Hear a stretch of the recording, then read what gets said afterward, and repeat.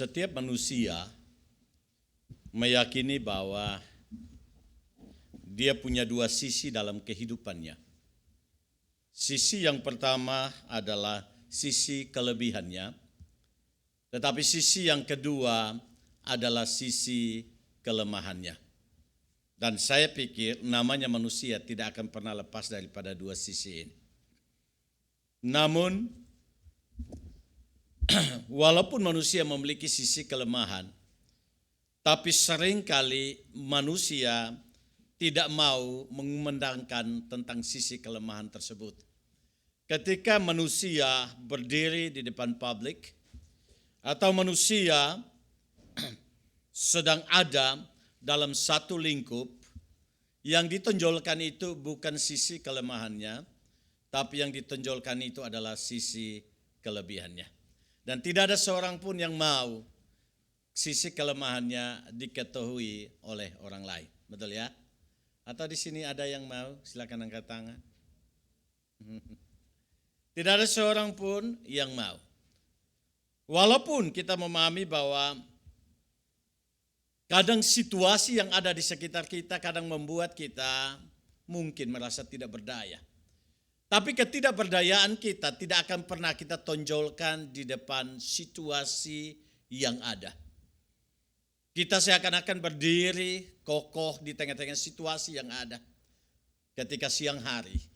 Tapi ketika malam hari mungkin kita sedang menangisi akan kelemahan-kelemahan atau kekurangan-kekurangan yang ada pada diri kita.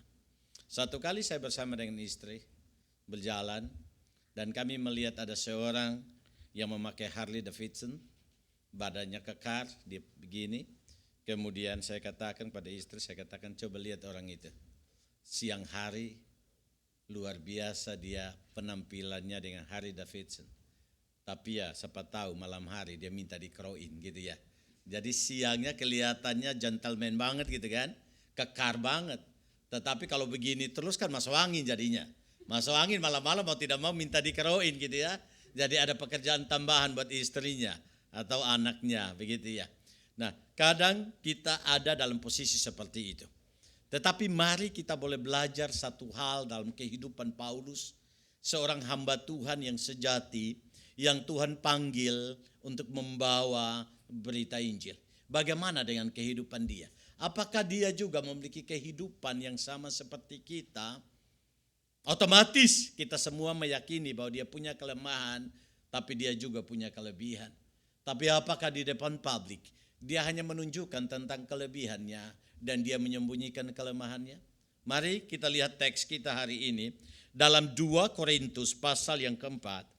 2 Korintus pasal yang keempat, ayat yang ke-6 dan ayat yang ke-7. 2 Korintus pasal yang keempat, ayat yang ke-6 sampai dengan ayat yang ke-7.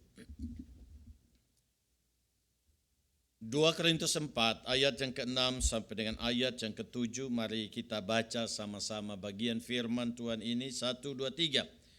Sebab Allah yang telah berfirman, dari dalam gelap akan terbit terang, Ia juga yang membuat terangnya bercahaya di dalam hati kita, supaya kita beroleh terang dari pengetahuan tentang kemuliaan Allah yang nampak pada wajah Kristus. Tetapi harta ini kami punyai dalam bejana tanah liat, supaya nyata bahwa kekuatan yang melimpah-limpah itu berasal dari Allah, bukan dari diri kami. Nah, jemaat Tuhan yang kekasih, kalau kita melihat akan teks firman Tuhan ini, maka kita akan merenungkan teks firman Tuhan ini dengan tema Kristus pengharapan kita. Kristus pengharapan kita. Pertanyaannya adalah, mengapa Kristus menjadi pengharapan kita? Mengapa Kristus menjadi pengharapan daripada Paulus? Berdasarkan teks ini, ayat yang ke-7 di sana dikatakan bahwa tetapi harta ini kami punyai dalam bejana tanah liat, supaya nyata bahwa kekuatan yang melimpah-limpah itu berasal dari Allah dan bukan dari diri kami. Dia berbicara tentang harta di sana. Dan harta itu ditaruh di dalam bejana tanah liat. pertanyaannya adalah, harta apa yang ditaruh di dalam bejana tanah liat? Dan pertanyaan yang kedua adalah, mengapa harus ditaruh di dalam bejana tanah liat? Harta apakah itu? Kalau saudara dan saya melihat ayat yang ke-6, maka di sana berkata bahwa sebab Allah yang telah berfirman dari dalam gelap akan terbit terang, ia juga akan membuat terangnya bercahaya di dalam hati kita, supaya kita beroleh terang dari pengetahuan tentang apa? Kemuliaan Allah yang nampak pada apa? Wajah Kristus. Baru di sana dilanjutkan dengan ayat 7, tetapi. Sebenarnya kata tetapi itu, ya sebenarnya dalam terjemahan aslinya bukan tetapi dan di sana seharusnya. Dan harta itu. Jadi ketika dia berbicara tentang kemuliaan Allah yang nampak di dalam wajah Kristus, baru dia lanjutkan dan harta ini. Jadi tidak terpisah ayat yang ke-6 dan ayat yang ke-7. Ada satu kesinambungan di sana.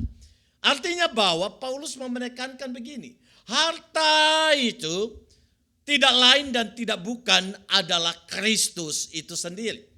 Jadi harta yang mahal, harta yang indah, harta yang sangat berharga yang ditaruh dalam bejana tanah liat tidak lain dan tidak bukan adalah Kristus itu sendiri.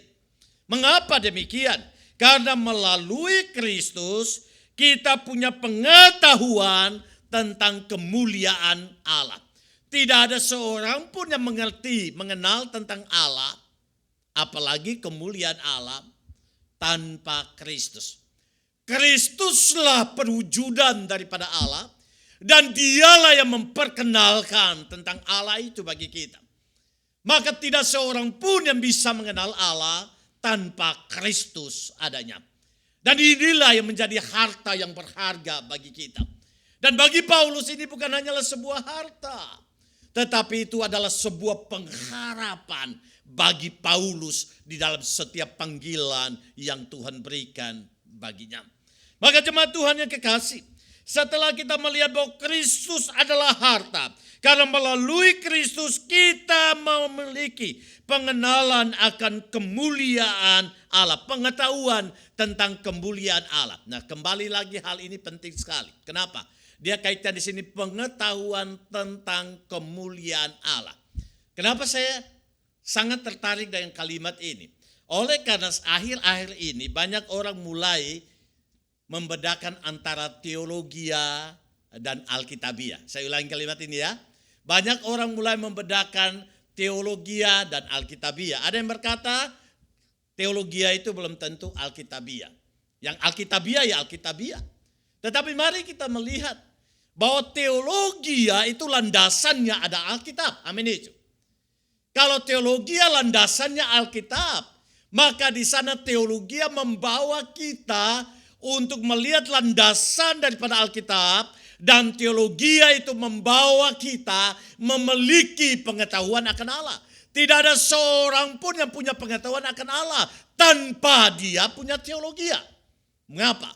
Saya perlu menendaskan ini karena banyak gereja hanya lebih menekankan praktis, aplikasi praktis kehidupan tanpa mau belajar tentang siapa itu Allah. Maka teologi adalah segala sesuatu yang berkaitan dengan Allah, maka itu adalah teologia.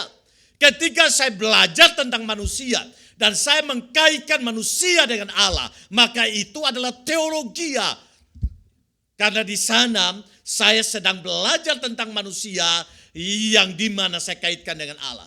Ketika saya belajar tentang anjing, tapi anjing itu saya kaitkan dengan Tuhan, maka di sana saya belajar tentang teologi.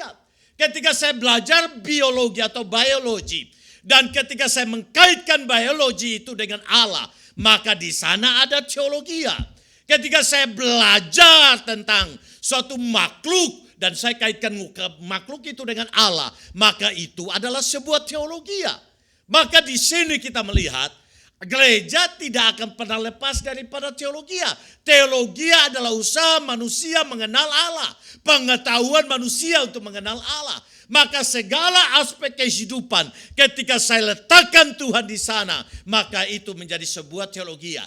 Tapi ketika saya meletakkan Tuhan di sana, sumber saya meletakkan di sana adalah dasarnya adalah Alkitab. Maka kalau dasarnya Alkitab, maka otomatis landasan teologi yang benar adalah Alkitabiah itu sendiri. Karena bersumber daripada Alkitab. Tapi sekali lagi kita melihat, tidak semua yang megang Alkitab itu adalah Alkitabiah. Betul ya? Kenapa? Karena setan juga pernah mengutip Alkitab untuk melawan Tuhan. Bukankah dalam Matius pasal yang keempat, setan juga berkata, ada tertulis, betul? Ada tertulis. Ada tertulis. Bahkan setan berkata, ada pula tertulis, betul? Ada pulanya di dalamnya. Betul ya? Maka di sini kita melihat bahwa dia kutip Alkitab. Tetapi orang yang kutip Alkitab belum tentu Alkitabiah. Tetapi teologia yang sudah diuji dalam sepanjang zaman, pasti teologia itu dibangun di atas landasan Alkitab. Maka berbagai-bagai persoalan akan menerpa pemahaman teologia itu. Tapi teologia itu tetap berdiri kokoh dalam sepanjang zaman. Artinya bahwa fondasi teologia itu adalah Alkitab sendiri. Kenapa? Karena Alkitab sudah diuji sepanjang zaman, tapi Alkitab berdiri kokoh. Dan ketika teologi itu dibangun di atas Alkitab, maka pasti teologi itu akan berdiri kokoh. Salah satunya adalah konsep Allah Tritunggal. Itu adalah konsep yang dibangun di atas landasan Alkitabiah. Dari Kejadian sampai pada kitab Wahyu, semuanya berintikan tentang Allah Tritunggal itu sendiri. Walaupun kata Tritunggal itu tidak ada di dalam Alkitab. Karena itu adalah sebuah kesimpulan yang diangkat pada abad keempat oleh seorang tokoh yang bernama Tertullianus. Tetapi sebelum Tertullianus, sebenarnya konsep Tritunggal itu sudah diangkat. Tapi pada akhirnya mulai dimunculkan oleh seorang tokoh yang bernama Tertullianus. Jadi walaupun tidak secara letterlek muncul di sana, tetapi Alkitab memberikan sebuah konsep yang perlu kita pahami bahwa itu sudah menunjukkan tentang konsep Allah Tritunggal di dalamnya. Nah, saya tidak memperpanjang ini, tapi saya membawa kita di sini. Paulus sendiri melihat bahwa Kristus adalah harta yang berharga. Tetapi harta yang berharga itu bisa kita tahu oleh karena pengetahuan kita tentang kemuliaan Allah. Itulah yang membawa kita melihat bahwa Yesus adalah pribadi yang berharga. Maka di sini perlu adanya pengenalan kita, perlu adanya pengetahuan kita akan Tuhan. Bagaimana kita bisa mengetahui Tuhan? Bagaimana kita bisa mengetahui kemuliaan Allah? Tidak lain dan tidak bukan, yaitu kita belajar daripada firman Tuhan. Kita belajar menggali firman Tuhan. Kita belajar merenungkan firman Tuhan. Kita tidak hanya belajar, tapi kita memasukkan diri kita ke dalam firman Tuhan. Dan membiarkan firman Tuhan memproteksi hidup kita. Dan membawa kita untuk melihat Tuhan yang sungguhnya menjadi inti dalam Alkitab. Itu menjadi sebuah pengenalan dalam kehidupan kita. Sangat disayangkan kalau kita lahir dari nenek moyang tergoyang-goyang sebagai orang mengatakan sebagai orang Kristen. Tetapi kerinduan untuk belajar Alkitab tidak pernah ada dalam hidup kita. Bahkan saya menemukan di gereja-gereja yang lain. Ketika pendeta mulai berkhotbah lebih daripada 30 menit. Biasanya kaki sudah mulai bunyi-bunyi di bawah kursi. Puji Tuhan di G3 Osaka tidak seperti itu. Amin itu ya. Amin. Amin ya. Tapi kalau di gereja-gereja yang lain itu kaki mulai goyang-goyang. Kapan ini pendeta selesai khotbah? Begitu ya. Tapi mari kita boleh sungguh lagi melihat pengenalan, pengetahuan kita akan Tuhan. Akan membawa kita untuk mengerti bahwa Tuhan adalah pribadi yang berharga. Dan kalau dia adalah pribadi yang berharga, berarti dia adalah tempat pengharapan kita. Tidak hanya bicara tentang pengetahuan kemuliaan Allah yang ditekankan oleh Paulus. Tetapi selanjutnya ayat yang ke-6 kalau kita perhatikan dari bagian atas. Sebab Allah yang telah berfirman dari dalam gelap akan terbit terang. Ia juga yang membuat terangnya bercahaya di dalam apa? Di dalam hati kita. Yang kedua, yang pertama dikatakan bahwa dia adalah pribadi yang berharga dan menjadi pengharapan kalau kita belajar mengenal Tuhan. Tetapi kita tidak bisa belajar mengenal Tuhan kalau hati kita belum diterangi. Amin itu. Maka di sini dimulai daripada satu fondasi, yaitu hati kita diterangi. Hati itu bukan berbicara tentang jantung. Hati itu bukan berbicara tentang level kita. Tetapi hati itu berbicara tentang pusat kehidupan kita. Dan kita bisa mau belajar tentang Tuhan kalau hati kita sudah diterangi oleh Tuhan. Kenapa? Kalau hati kita belum diterangi oleh Tuhan, kita tidak punya kerinduan untuk belajar mengenal Allah dan menempatkan Kristus sebagai pribadi yang berharga. Mengapa? Mari kita lihat ayat yang keempat. Kita baca sama-sama ayat yang keempat. 1, 2, 3. 1, 2, 3.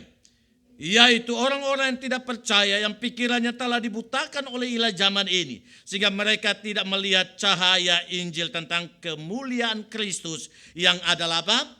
Gambar Allah. Tanpa Tuhan menerangi hati kita, dan karena hati kita diterangi, maka pasti pikiran kita juga akan diterangi. Tetapi itu bukan karya kita, tetapi itu adalah karya daripada Allah sendiri. Amin itu. Melalui pekerjaan Roh Kudus. Maka di sini kita melihat bahwa kita untuk mengenal Allah butuh hati kita. Bukan pikiran kita saja yang mengenal Allah. Tetapi hati kita pun harus diterangi oleh Allah. Dan yang mengerjakan penerangan itu adalah Tuhan. Karena di sini dikatakan banyak orang tidak percaya oleh karena mereka dibutakan oleh ilah zaman ini. Ilah zaman ini bicara tentang kuasa zaman ini yang telah membutakan akan hati mereka, mata hati mereka. Maka butuh ada suatu kuasa yang lebih besar daripada ilah zaman ini. Dan kuasa itulah yang mengangkat akan selaput kebutaan itu. Maka di sana kuasa itulah yang boleh menggantikan kebutaan itu dengan satu penglihatan, dan itu butuh terang. Karena tidak mungkin dalam kegelapan orang bisa melihat, tetapi hanya dalam teranglah orang bisa melihat. Maka selaput itu harus diangkat oleh satu kuasa yang lebih besar, dan kuasa itu menggantikan itu dengan terang itu sendiri. Dan Paulus berkata bahwa yang melakukan itu bukan manusia, bukan dirinya, tapi yang melakukan itu adalah Allah itu sendiri. Maka di sini Paulus melihat bahwa Kristus adalah harta yang berharga, oleh karena di sana dia meletakkan pengharapannya pada Tuhan. Sebab yang pertama adalah di dalam pengetahuan akan Kristus. Di sana dia melihat kemuliaan Allah. Yang kedua, dia bisa melihat kemuliaan Allah oleh karena hatinya sudah diterangi lebih dahulu. Siapa yang meneranginya? Bukan dia, tetapi adalah Allah sendiri dalam kuasanya. Mengangkat selaput kebutaan itu. Dan dia menggantikan dengan terang itu. Baru di sana ada sebuah kesukaan untuk boleh datang pada Tuhan dan belajar kepada Tuhan. Maka kembali lagi kita memahami, tanpa anugerah Tuhan, orang tidak akan pernah bisa melihat kemuliaan Allah. Tetapi tanpa anugerah Tuhan, orang tidak akan mungkin bisa mendapatkan kemuliaan Allah kalau dia tidak diterangi oleh Allah itu sendiri. Maka mari kita melihat di dalam kekristenan sendiri mengajarkan kita bahwa kita datang sama Tuhan itu tidak ada satu kontribusi kita sekalipun. Tapi semuanya hanyalah sebuah kasih karunia. Kita diterangi, itu adalah kontribusi Allah. Kita bisa belajar mau mengenal Allah, itu adalah kontribusi daripada Allah. Dan itu bukan karena kontribusi kita. Maka kekristenan meniadakan nilai jasa. Tetapi agama yang lain mengagungkan akan nilai jasa ketika mereka menjadi orang-orang yang sungguh menjadi penganut agama. Kekristenan membawa kita untuk boleh sadar bahwa Kristus adalah pribadi yang berharga. Tapi aku bisa mendapatkan pribadi yang berharga itu oleh karena hati saya diterangi oleh Tuhan. Dan yang kedua, oleh karena Roh Kudus sendiri menerangi pikiran saya untuk boleh belajar mengenal Allah itu sendiri. Nah, jemaat Tuhan yang kekasih, saya percaya bahwa ketika hati diterangi, pikiran diterangi, kehendak diterangi, kemauan diterangi, maka semuanya diarahkan kepada satu sumber, yaitu firman Allah itu sendiri. Dan pusat daripada firman Allah adalah Kristus itu sendiri. Maka kalau Kristus menjadi pusat, maka di sana kita akan menemukan bahwa betul-betul Kristus adalah pribadi yang berharga dalam kehidupan kita. Setelah Paulus menemukan Kristus adalah pribadi yang berharga, aplikasinya buat kita adalah begini. Apakah kita juga punya konsep yang sama, pemahaman dan keyakinan yang sama seperti Paulus? Apakah di dalam hidup kita tetap melihat bahwa Kristus adalah berharga?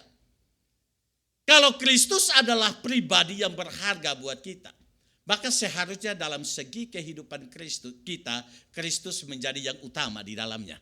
Amin itu ya.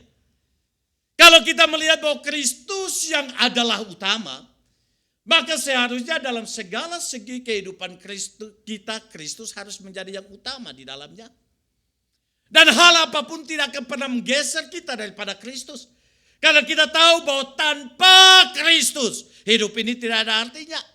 Tanpa Kristus semua hal yang saya miliki itu adalah tidak ada artinya. Maka Paulus berkata, yang dulu kuanggap sebuah kebanggaan. Tapi setelah aku mengenal Kristus, semuanya kuanggap apa? Sampah. Jadi di sini Paulus sungguh-sungguh menegaskan itu. Dan kita juga harus seperti itu. Kalau kita berkata Kristus adalah segala-galanya, maka dalam pekerjaan pun Kristus menjadi segala-galanya. Dalam rumah tangga pun Kristus menjadi segala-galanya. Dalam studi pun Kristus menjadi segala-galanya. Sehingga tidak ada satu ruang dalam hidup kita tidak ada Kristus di sana. Tapi Kristus menjadi segala-galanya di sana. Itu menjadi sebuah tantangan dan evaluasi buat kita. Apakah Kristus menjadi segala-galanya dalam seluruh kehidupan kita? Paulus berani berkata dalam Filipi 1 ayat 21, hidup adalah Kristus, mati adalah sebuah keuntungan. Karena dia sudah menetapkan satu keyakinan, Kristus menjadi segala-galanya dalam seluruh kehidupannya. Kenapa? Karena Kristus harta yang berharga. Pertanyaannya adalah, apakah betul Kristus harta yang berharga? Ataukah mungkin ada keindahan dunia yang membuat kita akhirnya menyingkirkan Yesus daripada pengejaran kita. Kalau Kristus adalah harta yang berharga, sebenarnya yang kita kejar adalah Kristus, betul? Kalau Kristus adalah harta yang berharga, maka aku bisa relakan semuanya asalkan aku bisa mendapatkan Kristus, betul? Bukankah ada ilustrasi yang ada di dalam Injil Matius berkata begini, ada seorang petani yang sedang mencangkul di kebunnya. Dan ketika dia mencangkul, di sana dia mendapatkan harta yang terpendam, betul? Dan ketika dia menemukan harta yang terpendam itu, akhirnya dia pergi dengan sukacita dan dia menjual segala miliknya dan dia membeli tanah di mana harta terpendam itu ada. Bahkan tidak hanya satu kali teks itu dilukiskan, tapi dua kali. Yang kedua adalah seseorang yang menemukan mutiara, betul? Dan ketika dia menemukan mutiara itu, dia meninggalkan dan dia pergi menjual segala sesuatu. Dan dia membeli mutiara itu. Artinya apa? Jangan sampai segala sesuatu yang kita anggap berharga di dalam lip service kita, ternyata dalam keberadaan kita, tindakan kita, ternyata kita menganggap itu sesuatu yang tidak berharga. Dan sadar atau tidak, mutiara dan harta terpendam di dalam Injil sinoptik yang mengangkat itu adalah pribadi Kristus itu sendiri. Kalau Kristus berharga, maka seharusnya waktu utama kita adalah Kristus. Kita persembahkan bagi Kristus. Semua yang ada pada kita persembahkan bagi Kristus. Karena di sana dia tidak hanya berharga, tapi dia pengharapan kita. Amin itu ya. Yang kedua, yang bisa kita lihat dalam konteks ini adalah, tidak hanya dia melihat bahwa harta yang mahal itu adalah Kristus, tetapi yang kedua yang dia temukan di situ adalah harta itu ditaruh di dalam bejana tanah liat. Pertanyaan saya adalah begini, biasanya kalau saudara punya harta yang berharga, saudara taruh di mana? Tempat yang baik atau tempat yang tidak baik? Ya? Tempat yang? Pertanyaan saya adalah begini, kalau saudara punya sesuatu yang berharga. Pertanyaan saya adalah begini, maaf. Kalau saudara punya dompet, kira-kira isi dompetnya lebih berharga daripada dompetnya? Apakah isi dompetnya lebih berharga dari dompetnya atau dompet lebih berharga dari isinya? Ya? Jujur ya. Pertanyaan saya, dompetnya lebih berharga daripada isinya atau isinya lebih berharga dari dompetnya? Berapa orang yang bilang dompetnya lebih berharga dari isinya? Dari jawaban ini saya akan tahu. Saya bisa menarik kesimpulan. Dompetnya lebih berharga dari isinya atau isinya lebih berharga dari dompetnya? Seharusnya isinya, betul ya? Isinya lebih berharga dari dompetnya. Tapi kalau anak kos-kosan pasti dompetnya lebih berharga dari isinya. Atau apalagi mahasiswa gitu ya. Hidup dari belas kasihan. Gitu ya. Pasti dompetnya lebih berharga dari isinya karena bisa saja isinya kosong gitu ya. Tetapi mau tidak mau apapun juga biasanya isinya lebih berharga daripada kulitnya, betul ya? Isinya lebih berharga daripada apa yang menopang isi itu sendiri. Tetapi mari kita boleh sungguh lagi melihat bagian ini adalah benda yang berharga ini, harta yang berharga ini dikatakan ditaruh di dalam bejana tanah liat. Pertanyaan saya adalah bejana tanah liat itu berharga apa tidak? Bejana tanah liat itu lebih berharga apa tidak? Sulit untuk menjawabnya. Ya, pada zaman ini kita tidak lagi menemukan, terima kasih. Kita tidak lagi menemukan akan banyak benda-benda yang dibuat dari tanah liat, betul ya? Banyak yang sudah diganti dengan plastik, sudah diganti dengan aluminium, sudah diganti dengan apa lagi? Besi, udah diganti dengan emas gitu ya. Ada yang cawannya emas, minumnya emas. Saking karena cawannya emas, giginya juga emas. Emas dengan emas ketemu gitu ya. Ada cerita itu kan. Ada orang yang tahan mobil. Pas mobilnya datang dia langsung bilang stop. Sopirnya bingung. Kenapa orang biasa stop tapi dia stop. Gitu ya. Stop. Ternyata baru sopirnya tanya, Bu, kenapa orang biasanya stop? Kau bilang stop. Iya, saya sudah terbiasa selama ada ini di sini jadi stop katanya. Iya. Jadi emas ketemu emas. Nah, kita memahami bahwa sudah banyak benda-benda yang dulunya dibuat dari tanah liat itu sekarang diganti. Tapi pada zaman itu konsep tanah liat itu adalah sesuatu yang sudah biasa dan merajalela yang dipergunakan pada zaman itu. Bahkan kita punya peninggalan-peninggalan seperti celengan yang dibuat dari tanah liat, betul ya? Tapi sekarang kan sudah diganti, betul ya? Tidak tahu dibuat dari apa lagi itu. Tapi kebanyakan dibuat daripada tanah liat. Tapi sebenarnya pada zaman itu tanah liat adalah sesuatu yang sebenarnya tidak berharga. Bejana tanah liat maksudnya. Bejana yang dibuat daripada tanah liat itu sesuatu yang tidak berharga. Dan kalau kita bisa memahami dalam konteks saat ini, maka bejana tanah liat itu seperti suatu bungkus daun pisang yang biasanya membungkus lapet, ya bisa adanya lapet gitu ya. Apalagi daun pisang bungkus apa? Apa? Empempe bungkus pakai daun pisang. Ini salah buat ini gitu. Empempe salah buat. Apalagi bungkus deh. Apa? Tempe mendoan juga dibungkus dengan itu. Oh ya, terima kasih mengingatkan kita. Rasanya mengiler jadinya. Oke, apalagi yang dibungkus dengan daun pisang? Nasi bungkus. Apa?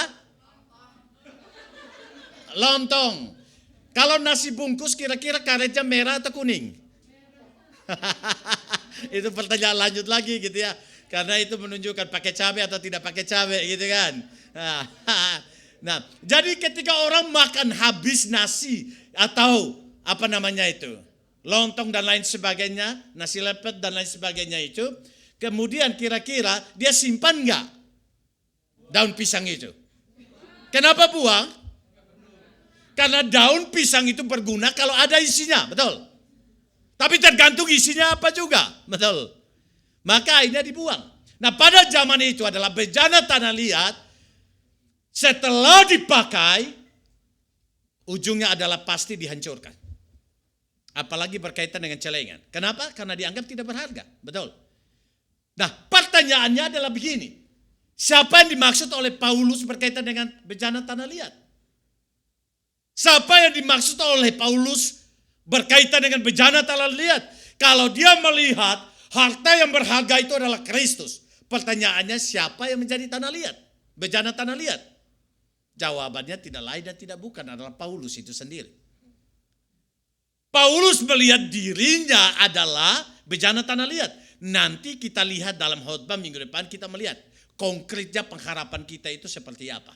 Tapi hari ini saya membawa kita untuk melihat siapa yang berharga, kemudian siapa yang menjadi tanah liat. Jawabannya bejana tanah liat. Jawabannya adalah Paulus. Pertanyaannya adalah mengapa Paulus menjadikan dirinya menjadi bejana tanah liat yang di dalamnya ada harta yang berharga, yaitu Kristus.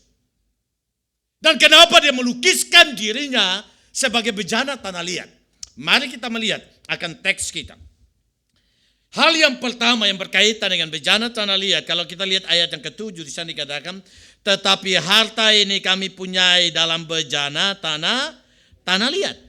Ketika dia mengungkapkan kata harta di sana menuju kepada Kristus, dan dia mengkaitkan dirinya adalah bejana tanah liat, maka kalimat itu memberikan sebuah pengertian. Yang pertama adalah Paulus melihat dirinya adalah pribadi yang tidak berharga di mata Tuhan. Tidak berharga dalam konteks begini. Maaf, bukan di mata Tuhan. Tidak berharga dalam penglihatan dia. Saya koreksi yang tadi ya. Tidak berharga dalam penglihatan dia oleh karena dia melihat bahwa dia hanyalah dibentuk daripada tanah liat. Di sini Paulus sedang mengangkat esensi dia. Sebagai manusia, dia dicipta daripada tanah itu sendiri. Dan kalau hanya tanah saja, tanpa diikuti dengan tangan Tuhan yang membentuk, maka tanah itu sebenarnya tidak ada artinya apa-apa. Amin itu. Maka ketika Tuhan membentuk manusia, Tuhan membentuk dengan satu model, label yang disebut dengan gambar dan rupa Allah. Betul ya? Selem dan demut, gambar dan rupa Allah. Ketika gambar ini dikaitkan dengan Allah, atau rupa ini dikaitkan dengan Allah, maka disitulah letak keberhargaannya. Tapi kalau gambar atau rupa ini dilepaskan daripada kata Allah, maka gambar dan rupa ini sebenarnya tidak ada artinya apa-apa. Paulus mau melihat dirinya dari sisi yang pertama. Ketika dia melihat Kristus, dia melihat ketidakberdayaan dia. Dia melihat ketidakberhargaannya karena dia adalah satu pribadi yang dibentuk daripada tanah itu sendiri. Jemaat Tuhan yang kekasih, pertanyaannya adalah mengapa Paulus mengangkat konteks itu? Mengapa Paulus mengangkat konteks itu? Karena kita memahami Paulus punya banyak alasan untuk dia bisa menyombongkan dirinya. Paulus punya banyak alasan untuk bisa menyombongkan dirinya. Kalau saudara dan saya membaca di dalam 2 Korintus pasal yang ke-11 sampai 2 Korintus pasal 11 ayat yang ke-23 sampai dengan 28, itu berbicara tentang banyak pengorbanan yang sebenarnya Paulus telah lakukan bagi pekerjaan Tuhan. Di sana dia melukiskan. Coba saudara dan saya seseorang membacakannya bagi kita. 2 Korintus 11 ayat 23 sampai 28. Silakan yang sudah mendapatkannya. Ayo 1, 2, 3. Arnold udah dapat? Silakan.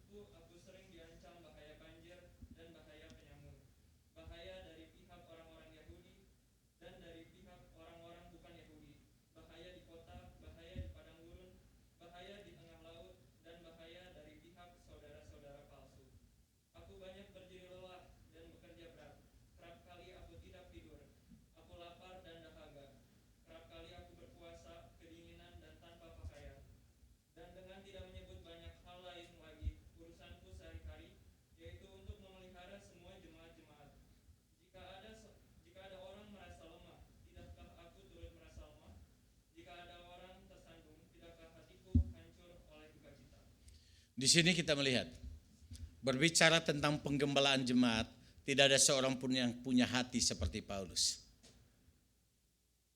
Dia berkorban banyak hal, apalagi yang kurang daripada pengorbanan Paulus. Dan itu bisa menjadi sebuah alasan untuk dia bisa menyombongkan diri di hadapan jemaat yang dia layani. Tetapi Paulus tetap punya satu prinsip, ketika aku memperhadapkan diriku dengan Kristus, aku adalah bejana tanah liat. Aku tidak ada punya arti apa-apa kalau aku mau jujur terhadap diriku sendiri. Maka di sana Paulus tidak memberikan satu titik pun untuk bisa menyombongkan diri. Karena dia hanyalah sebuah bejana tanah liat yang sebenarnya tidak ada artinya. Bukan hanya itu saja. Bukan hanya Paulus pantas sombong oleh karena pengorbanan pelayanannya. Tetapi dia juga dia pantas sombong oleh karena melalui dia, Tuhan bekerja melalui dia. Banyak karya-karya tanda-tanda mujizat yang dilakukan oleh Tuhan di tengah-tengah jemaat. Kalau saudara dan saya membaca 2 Korintus 12 ayat 11 sampai 13, mungkin seseorang membacakannya bagi kita. 2 Korintus 12 ayat 11 sampai 13. Yang sudah mendapatkannya silakan. Silakan. Bung Brian. Sudah dapat? 2 Korintus 12 ayat 11 sampai 13. Belum dapat? Baik, kita baca di depan ya kalau memang masih ini. 1, 2, 3. Sungguh aku telah menjadi bodoh, tapi kamu yang memaksa aku. Sebenarnya aku harus kamu puji, karena meskipun aku tidak berarti sedikit pun, namun di dalam segala hal aku tidak kalah terhadap rasul-rasul yang luar biasa itu. Terus ayat 20. Segala sesuatu yang membuktikan bahwa aku adalah seorang rasul telah dilakukan di tengah-tengah kamu dengan segala kesabaran oleh tanda apa? Tanda-tanda mujizat dan kuasa. Di sini kita melihat pelayanan Paulus itu diikuti oleh tanda-tanda mujizat.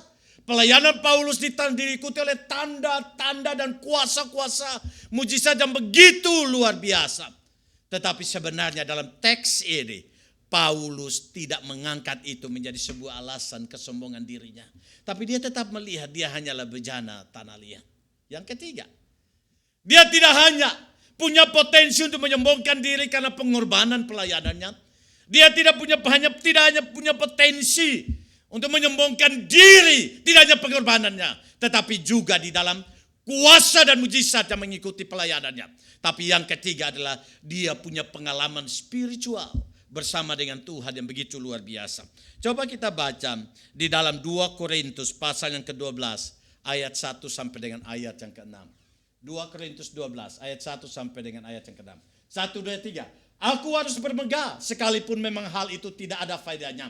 Namun demikian aku hendak memberitakan penglihatan-penglihatan dan penyataan-penyataan yang kuterima daripada Tuhan. Lanjut. Aku tahu tentang seorang Kristen 14 tahun yang lampau. Entah di dalam tubuh atau tidak. Aku tidak tahu. Entah di luar tubuh. Aku tidak tahu. Allah yang mengetahuinya. Orang itu tiba-tiba diangkat ke tingkat 3 dari sorga. Lanjut. Aku juga tahu tentang orang itu. Entah di dalam tubuh, entah di luar tubuh. Aku tidak tahu, Allah yang mengetahui. Stop di situ. Jadi di sini sebenarnya Paulus, ini pengalaman Paulus sendiri. Jadi bukan orang lain. Tapi dia tidak mau menonjolkan dirinya. Maka dia memakai orang lain. Aku tahu orang itu. Padahal dirinya adalah orang itu. Dia punya pengalaman bersama dengan Tuhan dan diangkat ke langit yang ketiga. Pengalaman spiritual yang begitu luar biasa. Tetapi dengan semua kelebihan yang ada, Paulus tidak pernah mempublikasikan itu dalam konteks teks ini. Tapi dia tetap melihat bahwa dia hanyalah bejana tanah liat. Bukankah kadang dalam hidup ini, ketika kita tampil di publik, yang kita tonjolkan adalah kelebihan-kelebihan kita. Tidak di sini, di tempat yang lain seringkali saya menemukan orang-orang mulai bersaksi. Memang bersaksi dimulai dengan yang pertama adalah puji Tuhan, gitu ya. Mulai dengan puji Tuhan. Kemuliaan bagi Tuhan. Tetapi puji Tuhan dan kemuliaan bagi Tuhan, kalau dihitung dengan saya. Kebanyakan sayanya daripada puji Tuhannya. Sekali lagi tidak di sini. Di tempat lain itu saya menemukan akan hal itu. Jadi lebih banyak kontribusi saya, lebih banyak apa yang saya kerjakan. Ini lebih banyak apa yang saya mau, lebih banyak apa yang saya inginkan. Bukan lebih banyak apa yang Tuhan inginkan. Lebih banyak apa yang Tuhan kerjakan. Paulus tidak melakukan itu. Dia punya banyak alasan untuk menyombongkan diri. Tetapi dia sampai pada satu titik. Aku hanyalah bejana tanah liat. Aku tidak berharga. Hal yang kedua. Apa yang berkaitan dengan bejana tanah liat? Tidak hanya menunjukkan ketidakberhargaan dia ketika dia menemukan akan dirinya yang dibentuk daripada tanah liat saja. Tetapi dari ayat yang ketujuh ini dikatakan, supaya nyata bahwa kekuatan yang melimpah-limpah itu berasal dari Allah, bukan dari diri kami. Berarti yang kedua di sini adalah Paulus menemukan bahwa kemampuan dia di dalam semua pelayanan yang ada itu bukan karena kekuatan dia, tapi itu adalah kekuatan Allah yang melimpah-limpah di dalam dirinya. Kalau demikian, maka kontras daripada kekuatan Allah yang melimpah-limpah adalah bejana tanah liat, adalah sebuah perabot yang sangat lemah adanya. Artinya Paulus juga menemukan di dalam semua kepercayaan dan pelayanan yang ada, dia menemukan dia adalah pribadi yang bukan tidak hanya berharga dalam pandangan dia, tetapi yang kedua adalah dia menemukan kelemahan dia. Dia adalah pribadi yang lemah. Dia pribadi yang tidak punya kekuatan apa-apa kalau tanpa Tuhan. Maka disinilah letak kenapa Paulus berharap pada Tuhan. Kenapa Paulus menggantungkan pengharapan pada Kristus? Karena dia menemukan dia adalah pribadi yang lemah adanya. Bukankah namanya bejana tanah liat? Kalau dipegang begini keseleo sedikit langsung jatuh. Pecah apa tidak? Pecah. Kenapa banyak celengan dibuat daripada tanah liat? Karena ketika celengan itu penuh, maka celengan itu harus dihancurkan. Betul ya? Dan kalau sudah dihancurkan tidak lagi bermanfaat apa-apa. Jadi celengan yang dibuat dari tanah liat itu mudah dipecahkan. Coba saudara dan saya bayangkan kalau celengan itu dibuat dari besi, gitu ya. Besi baja, kemudian hanya dilubangi saja taruh uangnya. Bagaimana bukanya? Itu warisan turun-temurun sampai tuannya sudah datang kedua kali nggak kebuka-kebuka itu. Nah, betul ya? Tapi celengan itu pasti dibuat dari tanah liat. Dan ketika itu penuh pasti dihancurkan dan mudah untuk dihancurkan. Itu menunjukkan kelemahan. Paulus ketika melihat dirinya, dia tidak melihat lebih banyak kelebihannya. Tapi dia menemukan kelemahannya. Dan dia menemukan kelemahan itu di hadapan Tuhan dan di hadapan jemaatnya. Padahal kita melihat sesuatu yang sepertinya mengkagetkan kita. Kenapa? Kalau saudara dan saya tahu konteks ini, maka pada saat itu di hadapan jemaat Korintus, Paulus sedang direndahkan. Kenapa Paulus sedang direndahkan? Teks yang kita baca itu adalah dia sedang diperbandingkan dengan nabi-nabi palsu. Dan bagi jemaat di Korintus, nabi palsu lebih berkualitas daripada Paulus. Nabi palsu lebih punya wibawa daripada Paulus. Nabi palsu lebih punya kekuatan daripada Paulus. Bahkan dari situ jemaat Korintus meragukan kerasulan daripada Paulus sendiri. Karena mereka mendefinisikan rasul itu adalah orang yang melihat Tuhan, yang menemani Tuhan, yang punya pengalaman keintiman dengan Tuhan.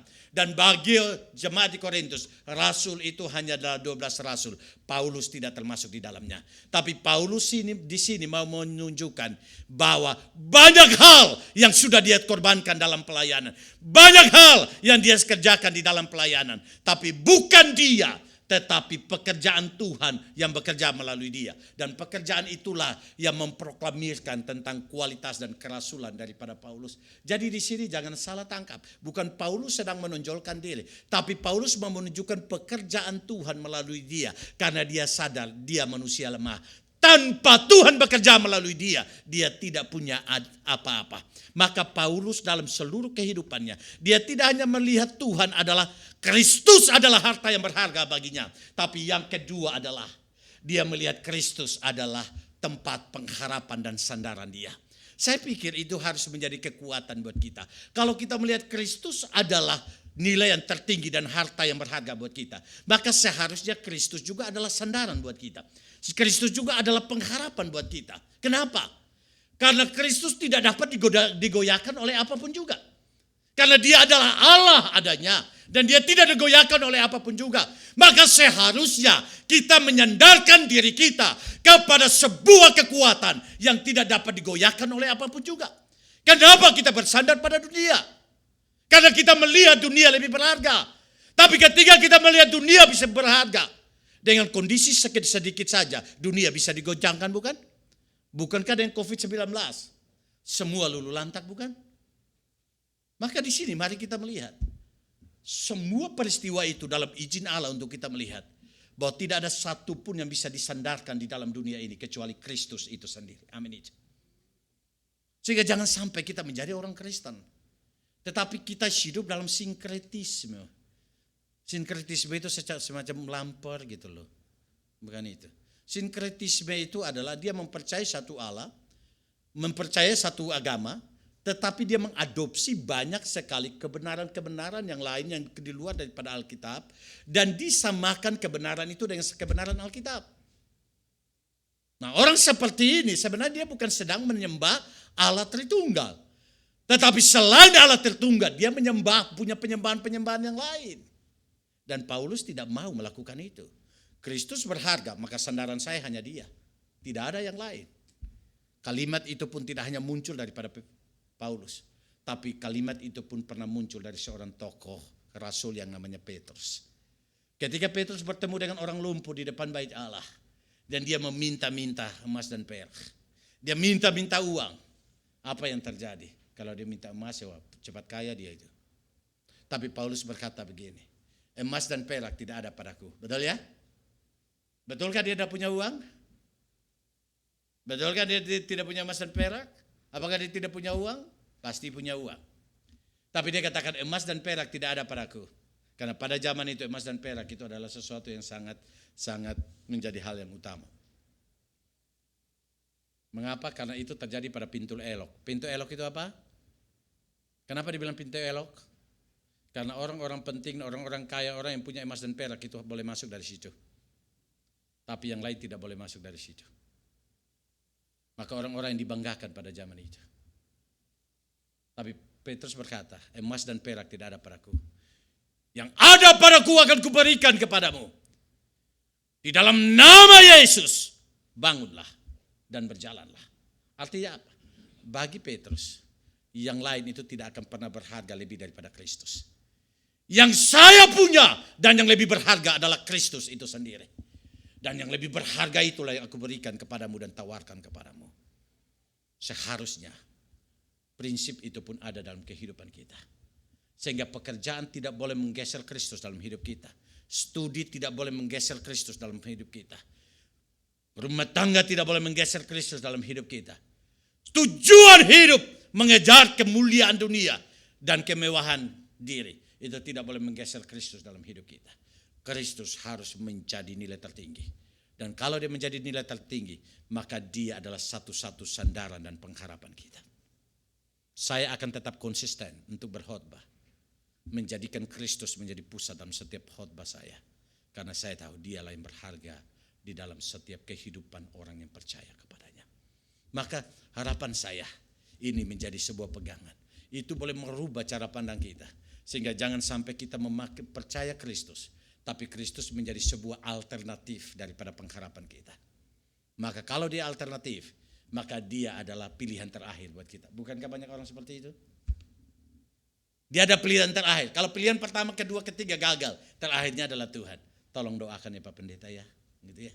Tidak, dia harus menjadi pilihan utama bagi kita. Kalau dia berharga, Kristus pengharapan kita. Oleh karena dia berharga, dan yang kedua adalah dia tempat sandaran kita. Karena kita ini tidak layak, kita tidak punya kekuatan apa-apa tanpa dia. Sekali lagi, tempatkan Kristus menjadi tujuan utama. Dan nanti minggu depan kita akan melihat. Ketika Paulus menempatkan Kristus menjadi nilai yang berharga, dia mulai menjadikan Kristus menjadi sandaran. Bukan berarti hidupnya lancar. bukan berarti hidupnya tanpa pergumulan. Tetapi ketika dia menjadikan Kristus menjadi sandaran, di sana kita melihat akan ada kualitas kehidupan kerohanian yang tidak tergoncangkan oleh apapun. Walaupun memang terpaan itu akan ada. Tapi kita akan melihat bukti konkret daripada kebersandaran kepada Kristus itu. Di dalam ayat 8 sampai dengan ayat yang ke-12. Kita akan melihat itu pada minggu depan. Biarlah kebenaran firman Tuhan hari ini boleh membawa kita menjadikan Kristus menjadi harta yang berharga dalam hati kita. Dalam pikiran kita, hidup kita. Dan menjadi tempat kita bersandar. Sehingga dengan demikian kita tidak tergoyahkan dalam hidup kita. Mari kita tunduk kepala dan kita berdoa.